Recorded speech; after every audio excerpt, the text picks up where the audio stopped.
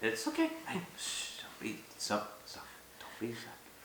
We're gonna play a game. It's called Kitten in the Back. See, don't worry. And they get to play too. All right. Here's how the game goes. You are going to make a bet regarding him. You are going to bet by the end of this review that he will be alive, and I bet that he will be kaput. All right? No, it's fine. Just kaput. All right. Now, we're going to begin this game very soon. Are you ready? Don't worry. Don't worry. Just calm down. Calm down, Georgie. Let's begin.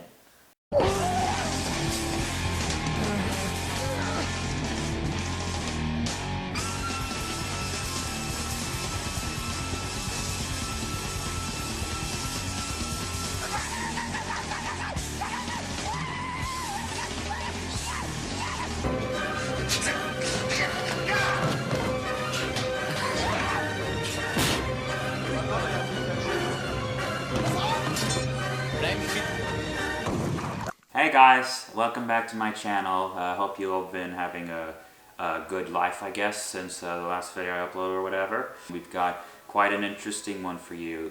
Go ahead, Tate, and tell them what the film is. Today, we are dealing in Michael Haneke's 1997 controversial horror thriller, the original Funny Games. This is my first time watching it. Just got done watching it, like literally 20 minutes ago. This was his fourth time. Yeah. And so what we're going to be giving is kind of like a review, it's this slash discussions, kind of like slash first impressions for me, more of a review kind of ish for him, since he had more time to think about it. But yeah, so we're just going to go ahead and just get into the film. And one thing I want to start with is a question for you, Tate, is how did you find out about Funny Games? Well, let's see. I, of course, saw Blu-ray copies of The Piano Teacher in stores, and I never really paid much mind to it until it was brought up again by Adam from YMS, who mentioned that the director, Michael Haneke, is his favorite director of all time. And so I stumbled across this after noticing the poster online, once I started looking into more of his filmography. And the poster, I feel like, is something that I had seen before. So I paid more notice to it, and I found a version of it on YouTube to watch. And life hasn't been quite the same ever since. Yep. So similarly to him, I would say YMS was one, because I think I first heard about him talking about it in Sardonicast a little bit, when reference Michael Haneke. So yeah, that's how I found out about it, and have known about it. Funny thing is, is that I bought this is my Criterion, I bought this before even watching it. So, I bought mine after watching it, like a smart man. I don't know if it's necessarily his most provocative, because to my understanding, he's made even more disturbing movies than this. Oh, wow. But this is probably his most infamous. Like, it's his most recognized in a sort of infamous way. Yeah. Maybe aside from that, or maybe aside from like Cachet, that might be his most well-known. But as far as Funny Games goes, definitely the one that put him on the map. Okay. This Criterion came out this year, right? Mm-hmm. On my birthday. That is amazing. And you got it on your birthday, right? Mm-hmm. Well, I guess a basic plot description is needed. You do that. So, it's essentially a home invasion flick. It's all about a family going up and taking a vacation at their lake house. But that is very quickly interrupted by these two sadistic, psychopathic young men who take them hostage and force them to play these sadistic games for their amusement. And that's, from a synopsis and plot point of view, that's pretty much it. Going into it, I will say I was a bit timid. I was not really prepared what I was coming for. I want to hear your thoughts. So, it wasn't, so I'm not scarred, so don't worry about me. I don't need to go to the hospital or nothing. That's what all scarred people say. It was smarter than I expected. It was more in your face than I expected. And it was more uncomfortable than I expected. Is a brief way to summarize it. I would say the film overall, does it accomplish what it was set out to? Yes. I think it succeeded in what it was trying to do very well. Beat down madness, chaos in the brain. Yeah. Basically, at the end of the film, what I told Tate was that it broke me. I was like, my brain's broken. And basically, also, like, when the film did end and the credits rolled, I was perfectly still pretty much throughout until I went back to the menu. I thought you stopped breathing at one point. The movie killed me. This film was really hard to get through. It is not a comfortable experience. It is very, very psychologically racking above probably all else. It's one of the things that really hit my brain. Psychologically racking, very uncomfortable. Doesn't shy away from its depiction of this terrorization of the family. Like, seriously. It really doesn't. That's what I mean, kind of like when it's in your face in a way. What did you think when you first watched it compared to now? Is it basically the same? A bit, but just because I'm a bit more used to what's happening, I think the impact has lessened just a smidge. Yeah. Only a smidge, though. Yeah. Like, I am still mortified every single time I sit through this fucking movie.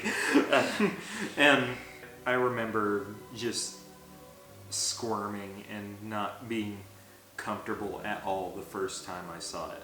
But now, with this, I'm more soaking in, like, the performances and just sort of soaking in the environment. There are so many little things in it that kind of, like, are there, you don't pay much mind to. They're just there for you to notice maybe, but if you do, it makes everything, I think, even more just nerve-wracking. Looking at, like, the Mickey Mouse magnet on the fridge, to me, adds a whole new layer of just despair. I didn't notice that. Was that actually on the fridge? Yeah. Oh, boy. There's, like, when Paul is getting food from the fridge and asks if anybody else wants anything. Ah, okay. I didn't notice. You think Disney knows about this movie? I hope at this point. I hope they do. They deserve it at this point. Performance-wise, I think everyone did a great job, especially considering what they had to do. Yeah, this is definitely, I think, something where the actors are all on their A game. Even, like, they even get a good child performance out of it. I don't know where to start. Like, I'm having trouble thinking of things to say because it is kind of hard to talk about this movie without spoiling it. Yeah. It's hard to go into detail. Especially if, like, you just watched it once and you just finished it. Yeah, that's why it's hard for me. I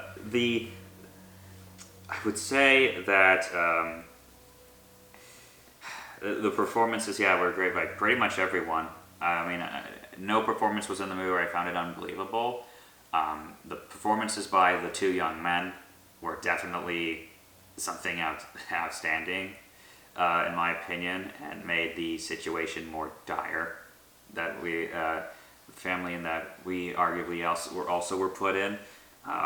The terror from the family was very conveyed. I mean, they looked miserable and everything. So performance-wise, it's great. And I guess, do you have anything else to say about performance? From a performance perspective, I think you covered just about everything. There aren't a lot of characters in this movie. No. And just everything. That's kind of what I think adds to the horror, in that I think everybody is both very much good at playing either a horrifying person or somebody who's just like been through hell and is about to go through even more. Yeah. Basically, this was what this movie is. It's basically they are in hell. Yeah. Because this film basically, throughout pretty much the entire time, is completely void of any hope. Mm-hmm. There is there is just nothing. Like, basically, you have, throughout this film, there's feelings of hopelessness, meaninglessness, and just that there's nothing in your power to be able to stop what is happening. And I think that's... Go ahead. It's like winning the worst lottery. I was going to say, the camera work is another thing that set out with me and how it was used. What would you say is the best part about the camera work? A lot of it I thought was very brutalist. It was just very kind of rigid and bare bones for the most part, but I felt that worked more in the movie's favor, because while there are certainly some very unrealistic aspects to it, for the most part it deals entirely in, I think, a realistic manner. Like, that's where a lot of the terror in it comes from. Is what kind of like watching this sort of scenario play out, and where you're like, aside from a couple things happening, this is probably what would happen to just a normal family. Yeah, there's a lot of use of long takes, definitely, like really long takes, which helps not shy away what's happening. It doesn't give you a break at all, which is a great move on Michael Haneke's part. Helps you soak more in. Yeah. So he's like, no, you're going to feel the full frontal effect of this. You might add that probably the main reason for the fourth wall breaks is because Michael Haneke is attempting to spread a message and asking questions through this movie about as to why it is that people are tolerating the absorption of violence in media. Like, why it is that we would put stuff in there, why it is that we would like things to be violent, and he basically uses that and turns it into this movie that's nothing but that, but in a way in which we never asked for, and therefore it terrifies us. Yeah. Like I was telling Tate that I think it kind of like pushes what Michael Haneke is trying to like push the line in a way of morality, or like your moral, in the sense of like basically I think he might be asking the question of is there a point where you would say no, either you would not watch it because it's too much for you and you don't want it to let it affect you, or where like you would say no, like this should not be spread widespread. But in a way, I'm kind of glad he did, because I can safely say I have never seen a movie quite like this. Can't think of much films up here. I can think of maybe, well, in terms of like the horror, what the effect it had on me, I can think of maybe one or two. This movie has a great title card sequence. Yeah, it starts off very calmly, very soothingly, but also in a way to where you will know what you're getting into. I'm assuming Michael Haneke picked the title of the film. Probably. Why did he go with funny games? Well, that's very difficult to determine exactly. I know they dropped the title name in the movie itself. Mm-hmm. Like, they're playing a funny game with them at the beginning before everything else just spirals out of control. But, it's kind of also... I really think that in some ways he picks titles like that and pick some of the music that's in the movie explicitly to mess with us. Kind of like in like a sort of almost like really pissy nana nana boo boo kind of way. But Yeah. like that's how a lot of it felt to me. But like it was like the most professional nana nana boo boo I've ever seen. Definitely a movie with a very clear message. Let's give it a rating. Oh boy. What would you rate 1997 funny games directed by Michael Haneke, Javier? That's a good question. I don't. It's a good thing because I feel like part of it would have to be letting it set in a bit. I would say if you were to ask me now, at least an 8 out of 10. Maybe a 9. But I would have to ponder it. I'm thinking it might increase over time, but I would have to give it some thought. The acting is impeccable. The tension is real. It scares me like almost no other movie I can think of. This is easily in probably my top 3 disturbing movies that I've ever seen. It makes me feel horrible to sit through, but in a very weird artistic sort of way. I really love it for that. In a very, very messed up way. Yeah. I love it for what it is, as both being able to pull off what it did, the message it's trying to spread, and the craft behind it. And I'll say it again. This is definitely one of those movies where I cannot think of anything remotely like this. And so, for me, it's a safe. I'm giving this one a 10 out of 10. I think it pretty much it did everything it was supposed to. I can't think of many. I can't really think of any areas where I would say it failed. Well, who would you recommend this movie to? Well, I think my job's done. I recommended it to you in a way. I don't know. This is so hard to like really recommend to. I suppose maybe like those people that run like torture chambers on the dark web. If they haven't seen this, which I'd be very surprised if they hadn't seen Unfriended this yet. dark web, take notes. Yeah, this is what you promote. Yeah, would you promote it for a horror film, like someone who's a fan of horror? I don't really know if I could, because it's definitely surpassed and defied and not met a variety of people's expectations. Because this is by no means a fun movie to watch. No, and it's not a movie for everyone. It has a very selective audience. Like, I wouldn't be surprised if, like, we both really admire it for its craft, but if you were to never watch it again, I would not blame you. Yeah, honestly, I would rather watch this sooner than The Lobster. Really? Yeah. Same. If you like a channel's content, you probably already know what to do. And if for some reason you don't and you've been living under a rock, what you would want to first do is subscribe to the channel so that you will not miss any upload. And to make sure you don't miss any upload, you will want to hit the notification bell.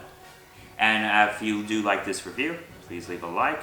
And also be sure to share us with your friends if you do like our content. It's really much appreciated. We'll see you in the next review. Bye!